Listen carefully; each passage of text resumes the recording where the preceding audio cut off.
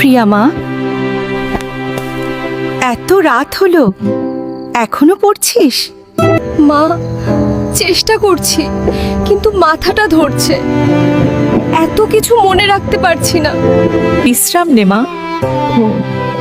মনে রাখ, তুই গ্রামের মেয়েদের মুখ উজ্জ্বল করবি একদিন। তোর পরিশ্রম বৃথা যাবে না। মা, তোমার জন্যই আমি লড়তে পারি। তুমি আছো বলেই ভয় পাই না। আলোটা ছোট হতে পারে,